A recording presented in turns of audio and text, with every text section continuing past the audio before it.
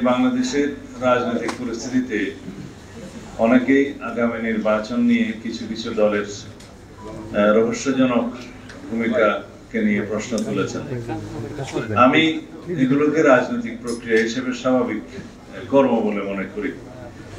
সামনে নির্বাচনকে সামনে রেখে বিভিন্ন রাজনৈতিক দল তাদের রাজনৈতিক বক্তব্য এবং নির্বাচনী কৌশল মাঠে ময়দানে এবং আলোচনার টেবিলে তাদের কৌশল অনুযায়ী উপস্থাপন করবে, এটাই স্বাভাবিক। আজকে বাংলাদেশ জামাত ইসলামের নেতৃত্বে কয়েকটি দল বিভিন্ন ইস্যুতে পিআর এবং সনদ বাস্তবায়ন, জুলাই সনদ বাস্তবায়ন সহ কয়েকটি ইস্যুতে আন্দোলনের কর্মসূচি ঘোষণা করেছে, জনসংযোগ করছে, গণমিছিল করবে। এটা রাজনৈতিক চর্চা, এটা গণতান্ত্রিক চর্চা। এই চর্চা করার জন্যই তো আমরা আন্দোলন সংগ্রাম করে এই অধিকার আদায় করেছি। এটাকে আমি স্বাগত জানাই। যদি মানুষ গ্রহণ করে, তারা তাদের নির্বাচন ইশতেহারে তাদের এই সমস্ত দাবি উল্লেখ করে আসন্ন নির্বাচনে অংশগ্রহণ করে জনরায় যদি তাদের পক্ষে যায়, তখন তারা তাদের ইশতেহার অনুযায়ী সেটা বাস্তবায়ন করবে। এখানে তো জবরদস্তির কিছু নেই। আমরা আমাদের ৩১ দফা বাস্তবায়নের জন্য জনগণের ঘরে ঘরে, আমরা বাংলাদেশের ঘরে ঘরে আমাদের সেই সংস্কার প্রস্তাব প্রেরণ করেছি। আজকে এই ৩১ দফা বাংলাদেশের রাজনৈতিক অঙ্গনে একটি রাজনীতির মহাকাব্যে পরিণত হয়েছে। আমরা এটাও ঘোষণা করেছি যে বাংলাদেশ সংস্কারের মধ্য দিয়ে গিয়েছে, সেটা বিএনপির হাত ধরে গিয়েছে।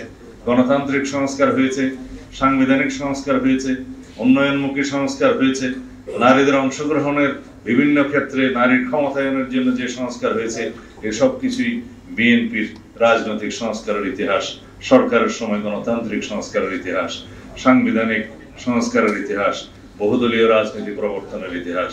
সুতরাং এই সংস্কারগুলো চলমান প্রক্রিয়া। সংস্কার শুরু হয়, সংস্কার কখনো শেষ হয় না, এবং সংস্কার ততদিন চলবে যতদিন মানব সভ্যতা বিরাজ করবে, যতদিন বাংলাদেশের স্বাধীনতা সার্বভৌমত্ব থাকবে, যতদিন বাংলাদেশের ইতিহাস ঐতিহ্য জনগণ থাকবে। সংস্কারের মধ্য দিয়েই সভ্যতা যায়। সুতরাং কেউ যদি মনে করে এই সংস্কার এখানেই শেষ এবং এই সংস্কার বাস্তবায়নের মধ্য দিয়ে আর কোনো সংস্কার করতে হবে না, সেটা তাদের ভ্রান্ত ধারণা। যারা আজকে পিআর করছে, তাদের উদ্দেশ্যে শুধু বলি, যে কয়টা রাজনৈতিক দল নিয়ে আপনারা মাঠে এই সমস্ত বক্তব্য দিচ্ছেন, তারা কারা এবং তাদের সাথে আপনারা যে আন্দোলন করছেন, প্রকাশ করুন তাদের 2024 সালের 7 জানুয়ারিতে কি ভূমিকা ছিল। আমরা জানি আপনাদের অন্তর্ভুক্ত একটি রাজনৈতিক দল, নাম নেব না, আপনারা খুঁজে বের করবেন। তারা জানুয়ারির 7 এই যে আমিডামি নির্বাচনে 2024 সালের 7 জানুয়ারিতে অংশগ্রহণ করেছে। তারা আপনাদের দোসর হয় কিভাবে আন্দোলনে?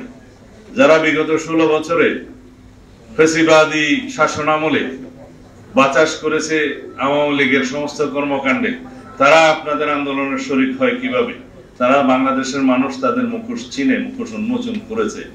আমরা মনে করি জনগণকে বিভ্রান্ত করার জন্য আপনারা কোনো আন্দোলন করা সঠিক হবে না বাংলাদেশের এই গণতান্ত্রিক আবহের মধ্যে। আমরা চাই সবাই ফ্যাসিবাদ বিরোধী জাতীয় ঐক্য অটুট থাকুক।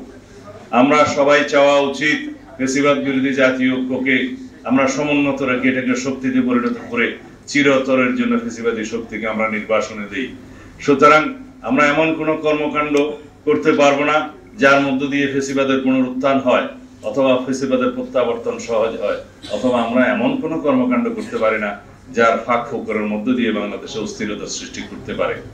পিআর মানে আমি অনেক সময় বলেছি, এটা পার্মানেন্ট রেস্টলেসনেস। এটা স্থায়ীভাবে অস্থিরতা সৃষ্টি করে, অস্থিতিশীলতা সৃষ্টি করে রাষ্ট্রে। পৃথিবীর যে সমস্ত দেশে এটা এক্সপেরিমেন্ট হয়েছে, সেই সমস্ত দেশের নজির আপনারা দেখুন। আপনারা খুব সম্প্রতি দেখবেন নেপালের রাজনৈতিক পরিস্থিতি, সেখানেও পিআর বিদ্যমান। কখনো স্থায়ী সরকার ব্যবস্থা থাকে না, স্থিতিশীল সরকার ব্যবস্থা থাকে না। 2 মাস, 6 মাস, 5 মাস, 1 বছর পরে সেই সমস্ত জায়গায় খালি প্রধানমন্ত্রী চেঞ্জ হয়, সরকার চেঞ্জ হয়, কোনো জনপ্রত্যাশা বাস্তবায়ন করা সম্ভব হয় না, কোন দলের রাজনৈতিক অঙ্গীকার বাস্তবায়ন সম্ভব হয় না, জনগণের কল্যাণে কোনো কিছুই বাস্তবায়ন করা সম্ভব হয় না। একটা অস্থিতিশীল অস্থির পরিবেশের মধ্য দিয়ে বাংলাদেশকে আমরা যেতে দিতে চাই না, যেখানে সিম্পল মেজরিটি অথবা মেজরিটির ভিত্তিতে কোনো দল এবং জোট সরকার গঠন করতে পারে না।